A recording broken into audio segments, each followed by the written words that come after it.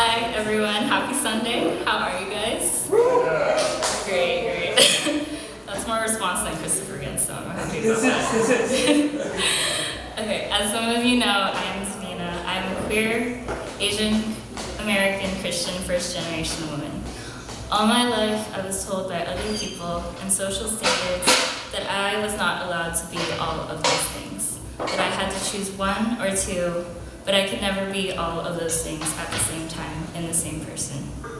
Growing up, I was never taught about queerness, and when I learned more, I was told by my parents and other voices in the Christian community that it was not possible to be both queer and Christian, to both love God and love others. This left me feeling torn, isolated, and depressed. And I had to choose just one, right? That's what all these people were ever telling me.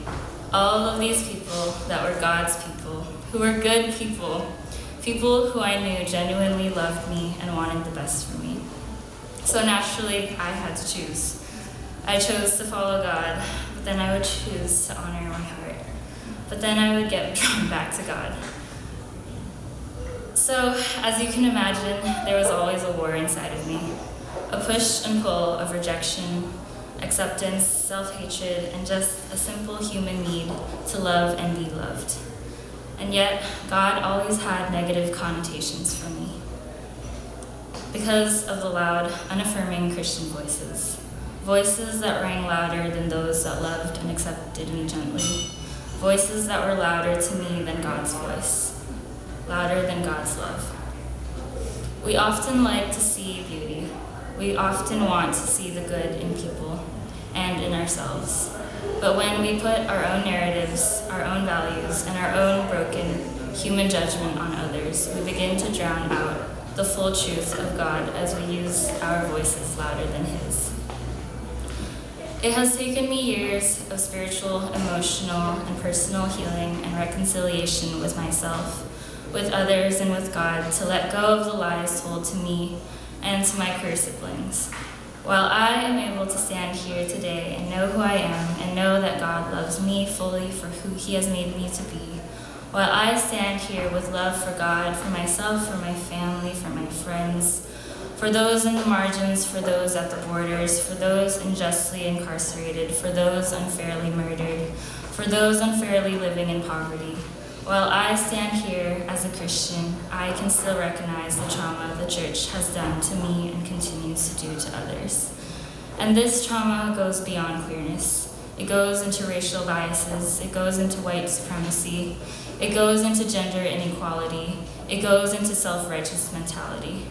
While I am able to stand here in my full identity, I still acknowledge and admit that I hold internalized racism, homophobia, and white supremacy ideals.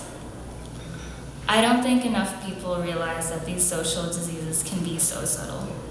While we may preach and scream counter ideologies at the tops of our lungs, the reality is that these things are and have been so deeply integrated into our society and systems that we can no longer recognize the evil that we hold.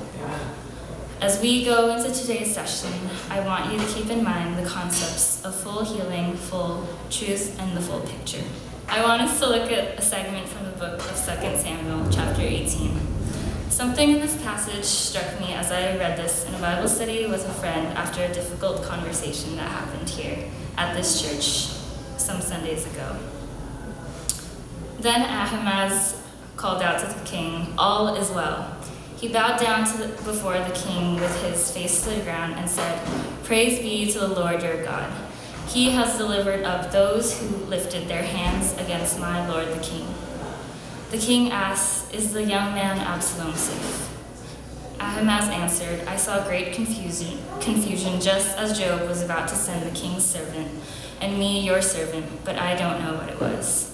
The king said, "Stand aside and wait here." So he stepped aside and stood there. When the Cushite arrived and said, "My lord the king, hear the good news. The Lord has vindicated you today by delivering you from the hand of all who rose up against you." The king asked the Cushite, "Is the young man Absalom safe?" The Cushite replied, May the enemies of my Lord, the king, and all who rise up to harm you be like that young man. The king was shaken. Okay. The king was shaken. He went up to the room over the gateway and wept. As he went, he said, "Oh, my son Absalom, my son, Absalom. If only I had died instead of you, oh, Absalom, my son, my son." So, in this passage, we have two messengers. They are delivering the news of the battle between King David and Absalom, his son. While the two men are at war, David still requests his commanders that they treat Absalom gently, as he still cares deeply for his son. One of the messengers, Ahimaaz, witnesses everything during the war, including what happens to Absalom. Yet, we witness that he proclaims all is well. He is unable to bear the bad news along with the good news. He leaves it out of his report and tells King David that he does not know. On the other hand, we have the Cushite, who delivers both good and bad news, that the war is won, but that David's beloved son, Absalom, has been killed. So, how does this relate to us? How does this relate to anything that I've said in these past few minutes? How does this relate to the current state of society, politics, and even our church communities? At the end of the passage, David grieves and mourns. The good news of the victory is overshadowed by the tragedy of death. Ahimaaz lied. All was not well. He only provided half of the story, and it was void of the truth that David needed to hear. I asked you, how have we only seen one side of the story? How have we proclaimed the victories and joys of a nation while ignoring the tragedies inside of it?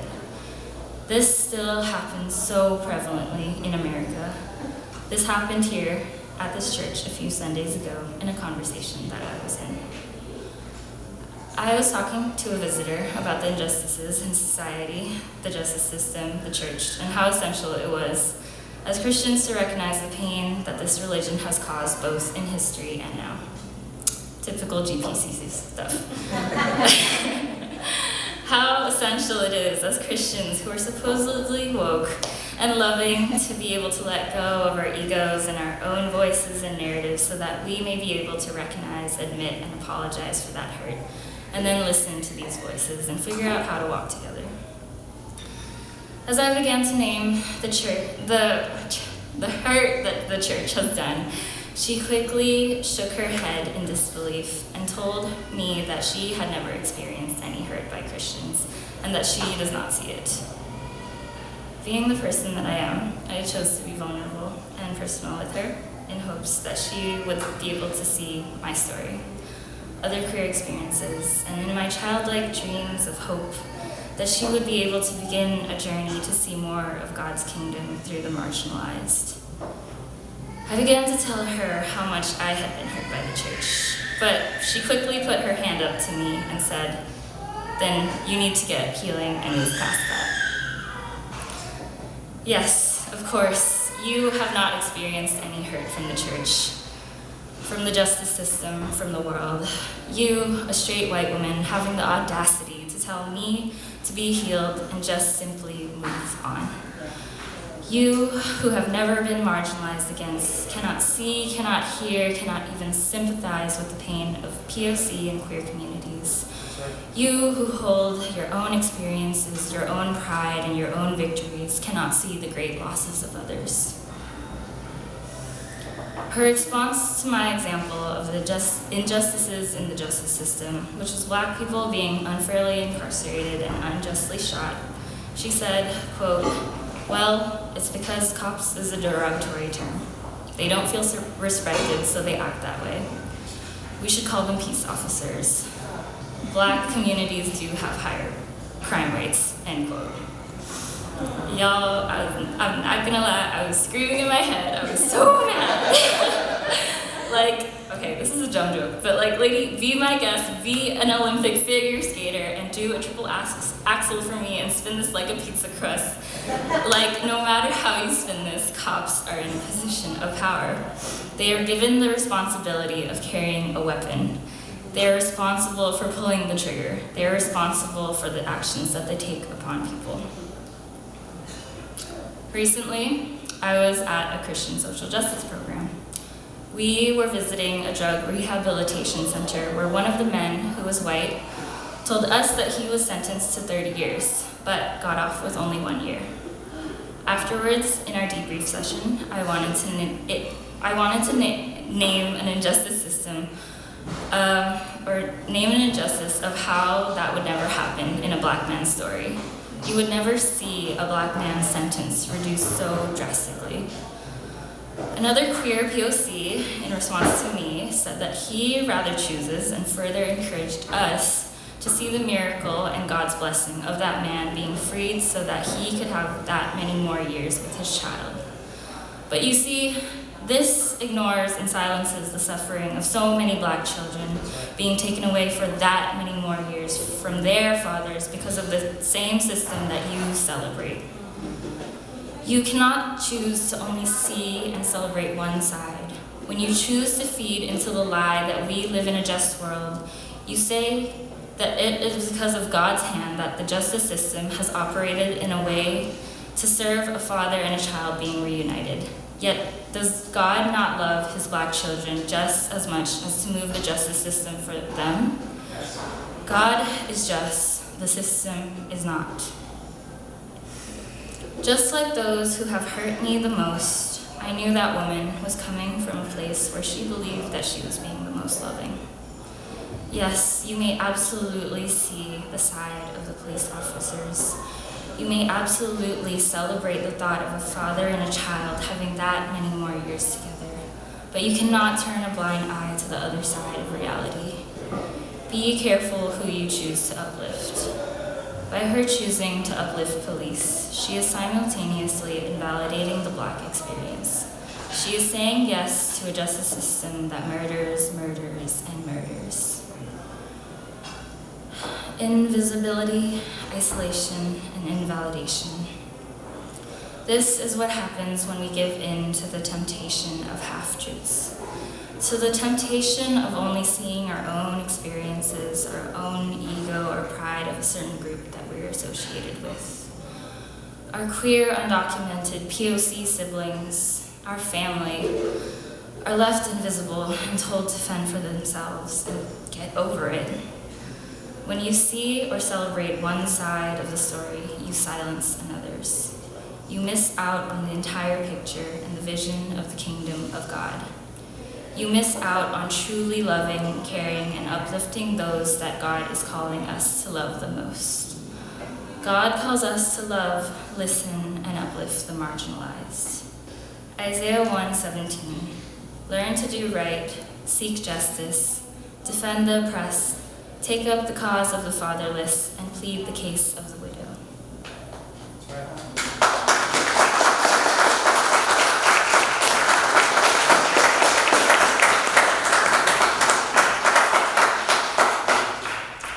200 detention centers across the country. 6 children have died in government custody. 24 immigrants have died in ICE custody during Trump's administration. 255 mass shootings in this year alone. More shootings than the number of days this year. Fewer than 1 in 3 black people killed by police were suspected of crime and allegedly armed. Yet 25% of those killed were black people, despite only making up 13% of the population. 40% of transgender adults reported having made a suicide attempt. Each episode of LGBT victimization, such as physical or verbal harassment or abuse, increases the likelihood of self-harming behavior by 2.5 times on average. Queer youth who come from highly rejecting families are 8.4 times as likely to have attempted suicide as LGBT peers who reported no or low levels of family rejection. These are the lies that we love to shout and believe. We want to believe that we do not have brokenness within us, and within our church and within our society. Our lips love to utter words of success, freedom, and equality, yet our hearts love to conform to oppression, racism, and ego. Our eyes continue to be blind and our ears continue to be closed to the cries of young children in detainment camps, and our hearts numb to POC communities' hate crimes and injustices. It is a lie that America is a just and free country. It is a lie that we are a land of freedom when thousands of our brothers and sisters face imprisonment, oppression, and discrimination on a daily basis. It is a lie that America is a pure and just land when this very land that we stand on was stripped from Native Americans, and this country was built on the backs of slavery, mass genocide, and mass larceny.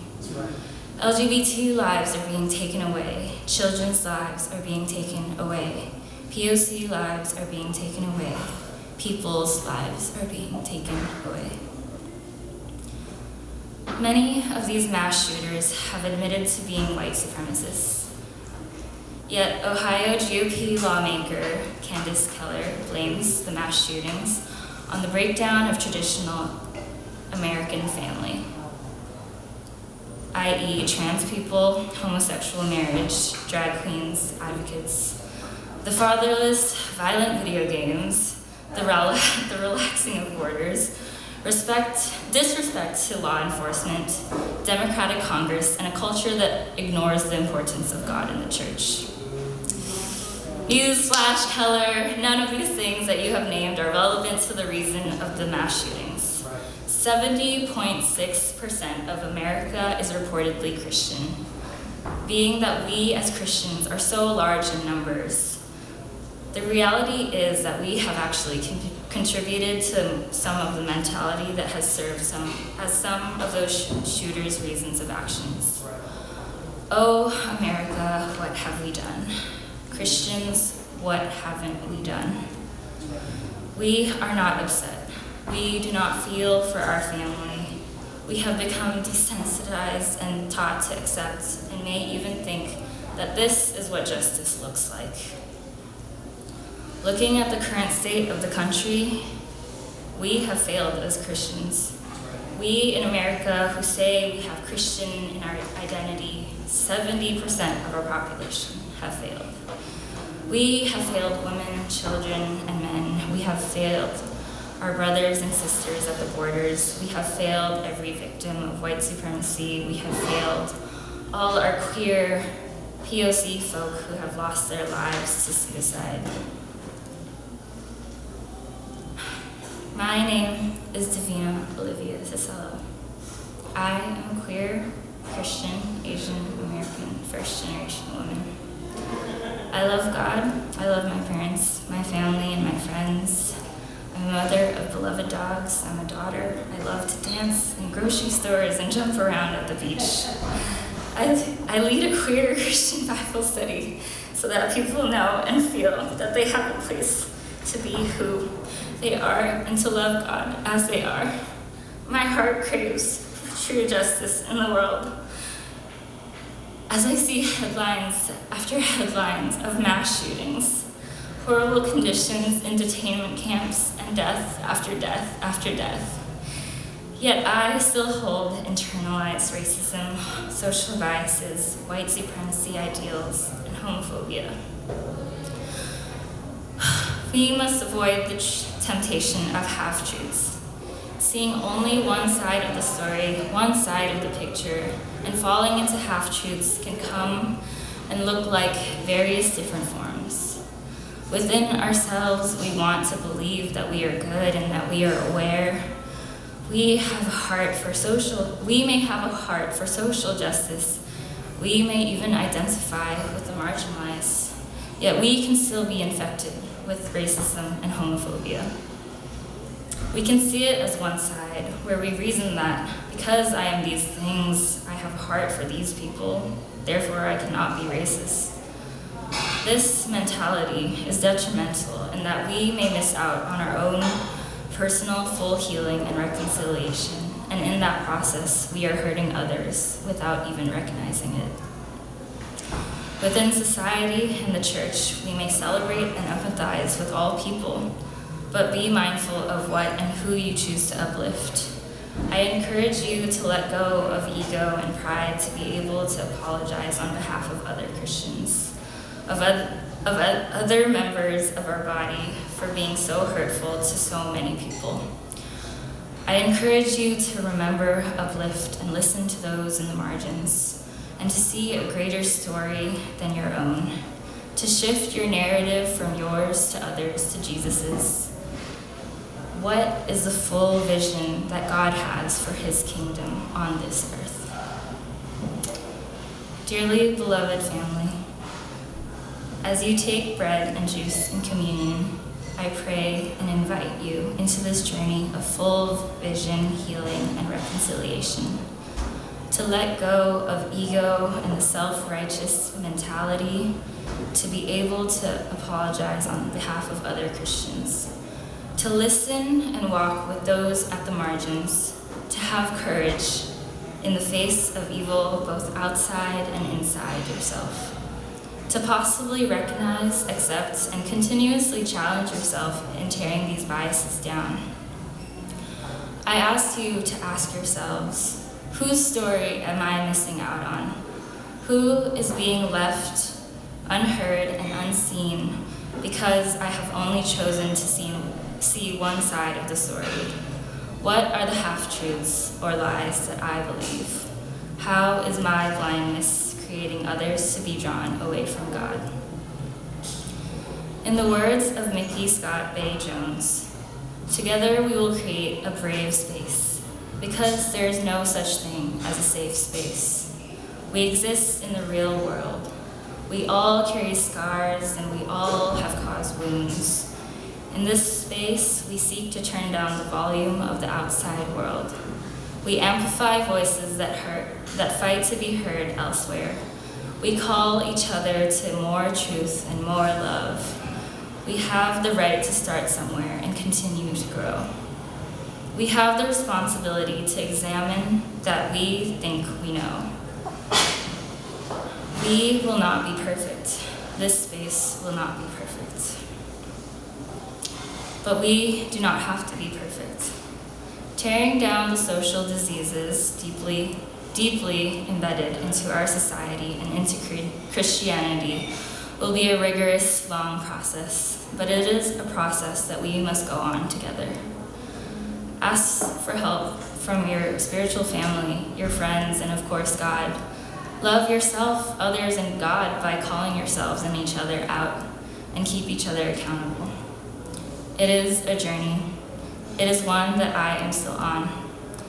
But if I can stand here in all my identities and accept and admit that I am still on this journey, I invite you to be on this journey as well. A journey towards a better world, a world that God intends for us. Ephesians 4, speaking the truth in love, we will grow to become, in every respect, the mature body of Him who is the head, that is Christ. From Him, the whole body, joined and held together by every supporting ligament, grows and builds itself up in love as each part does its work. Thank you.